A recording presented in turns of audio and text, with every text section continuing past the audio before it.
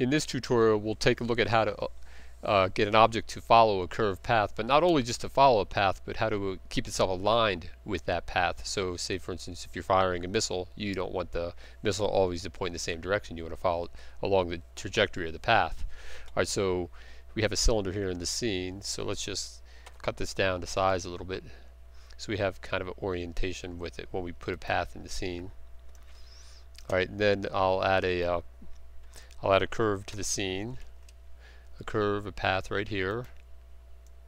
Where is this? It's over here somewhere. Move it over here. Must be down below the surface. There it is, right there.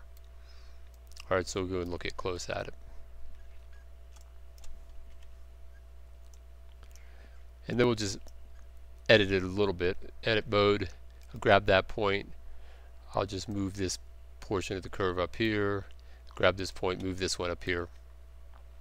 Alright, so I want to make this curve, this object follow the curve. So get out of edit mode. So select this and I'm going to parent it to the curve.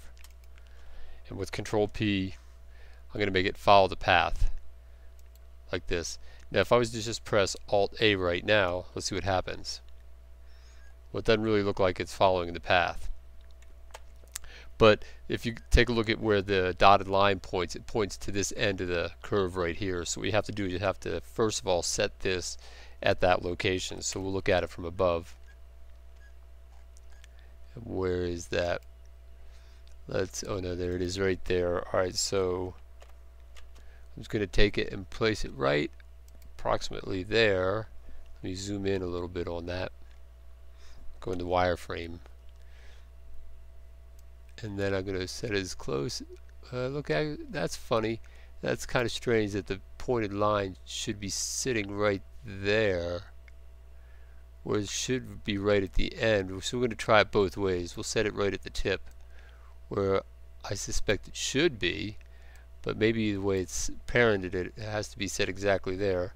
Alright, so now let's go back and look at the animation this time and see how it looks relative to the path itself. Alright, so it looks pretty good. Let's try that again. So we'll get my timeline up here so I can see where it is on the scene. And so you can see it's following it. But if this was, say, a curve, a parabolic curve that was upward and you were shooting a missile, no, you wouldn't want it just to be pointing straight up. So you have to align this with the path. So once again, let's first of all tilt this 90 degrees. On X, there's 90 degrees like that. Whoops.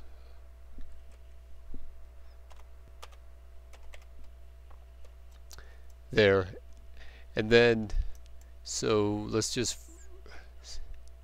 yeah, actually that might do it for starters. Okay, and then let's align it with the curve so it's tangent to the curve at that starting point here. So we'll zoom in, see if we can see it. Alright, and then we're going to rotate it, and when I do it, it's not doing it.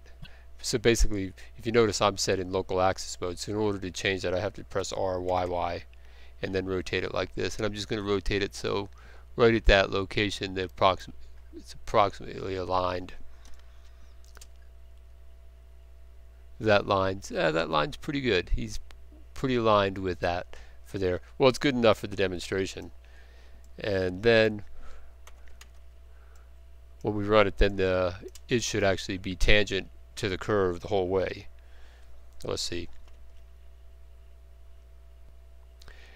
There you go. Alright, and then of course if you wanted to change it so it started it back here, then you just go into edit mode and move this object like that. Alright, well that's it for this lesson, and I'll see you in the next lesson.